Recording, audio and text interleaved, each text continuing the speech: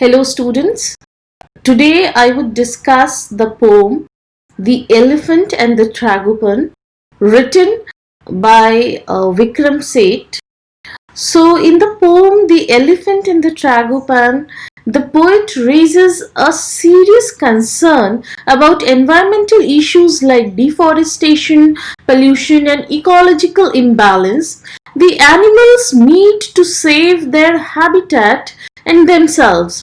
They discuss human temperament and their selfish nature and how in the name of development they are destroying nature. The poem has been written by Vikram Seth, who is an Indian novelist and poet. He has written several novels and poetry books. He has received several awards such as Padma Shri, Sahitya Academy Award, Pravasi Bharatiya Samman, W.H. Smith Literary Award, and Crossword Book Award. Seth's collection of poetry such as Mappings and Beastly Tales are notable contribution to the Indian English language poetry canon. The novel A Suitable Boy too is his notable work. The poem which we are doing today is one of the poems from Beastly Tales. The poem establishes Vikram Seth as an eco-friendly writer. In the poem The Elephant and the Tragopan, he has humanized the animals, and it has striking resemblance to human drama, where animals have different views and they come together to discuss and reach a consensus on how to save their home, that is the valley of Bengal. In The Elephant and the Tragopan, the poet Vikram Seth presents the views of an elephant and a Tragopan about the man. The Tragopan had heard from a quail or a sparrow that men had planned to spoil their land and build a dam on their stream. They also planned to cut the wood. The Tragopan was shocked by the news and rushed off to know the views of the elephant. Then the elephant emerges as an authority and asks all animals to gather and discuss the serious issue. The poem which we are going to read now is an excerpt from a longer poem, The Elephant and the Tragopan. So let us begin. They talked for hours, and at the close, at last the elephant arose, and with a modest trumpet call, drew the attention of them all.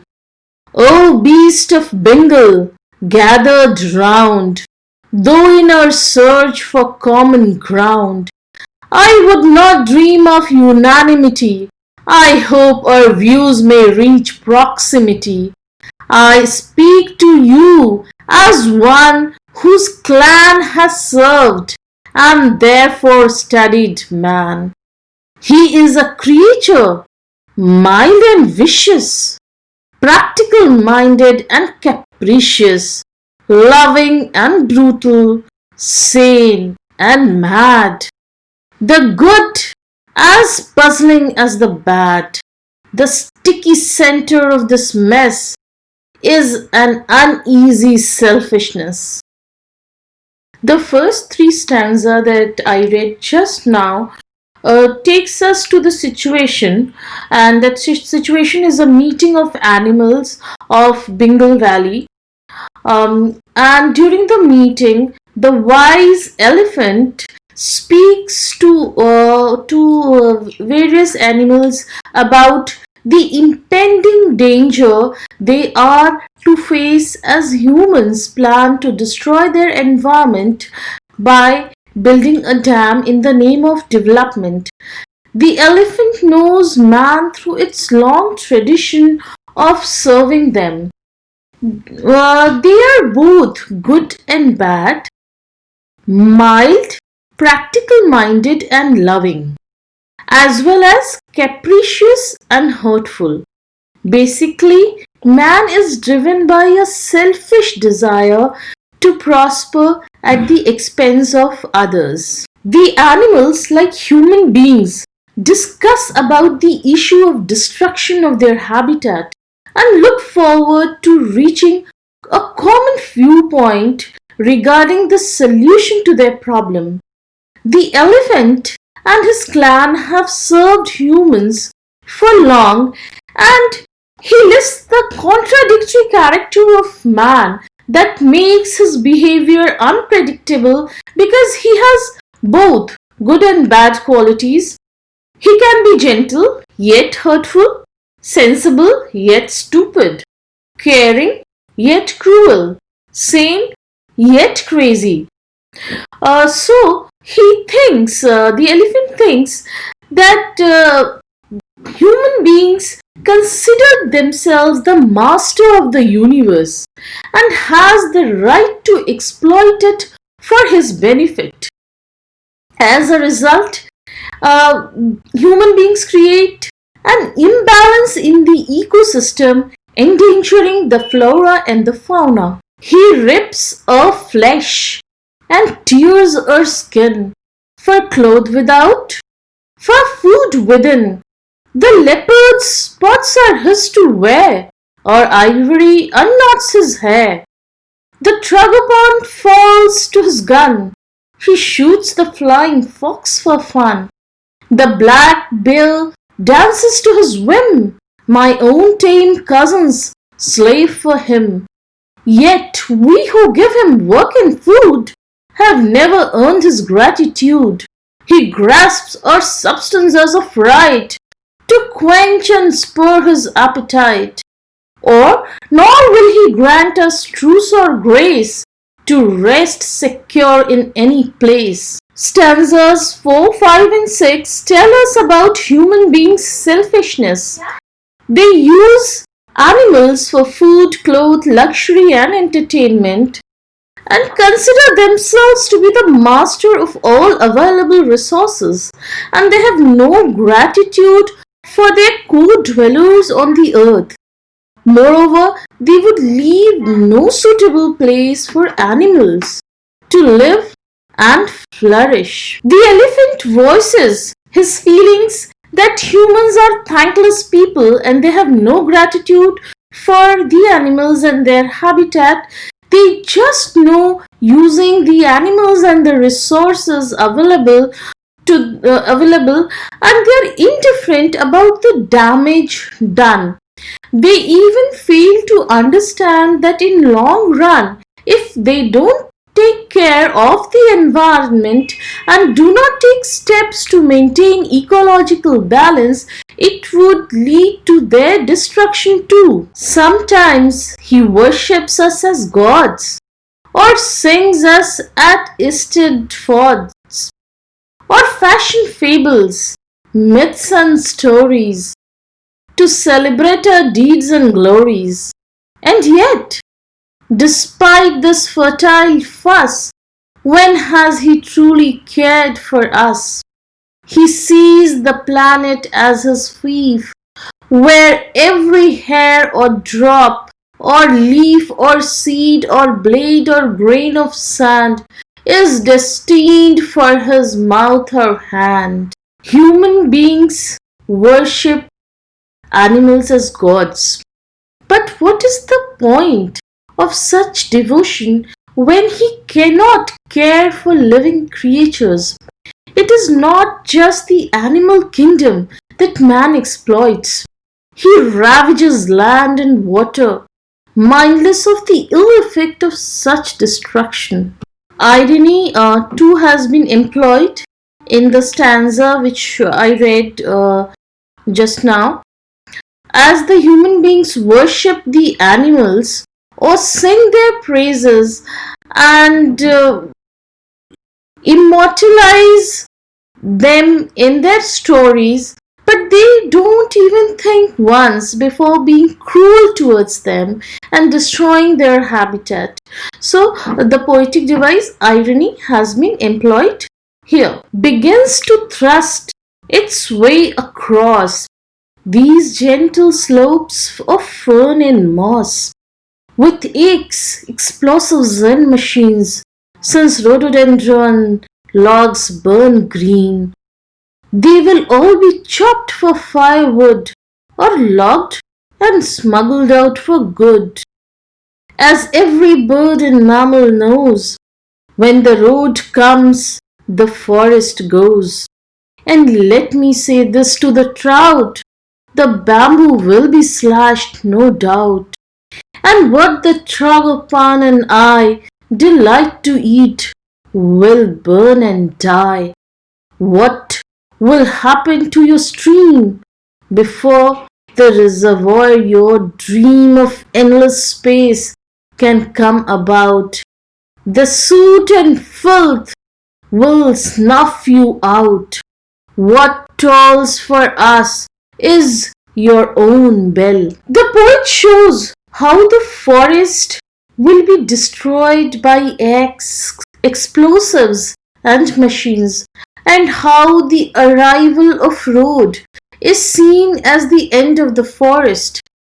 The elephant calls out the fish that don't be happy that you will be endless space and water reservoir, as when the forest will be burnt, the soot and filth would fill your stream and you too would die. The elephant focuses on the specific problems they will face now that man is all set to build a dam for the benefit of humankind, with no thought for the loss of life on land and water. All creatures on land and water will have to face not only the dangers of submersion of land but also the effects of pollution of air. The elephant cautions all animals that each one of them will be harmed by the destructive ways of the man.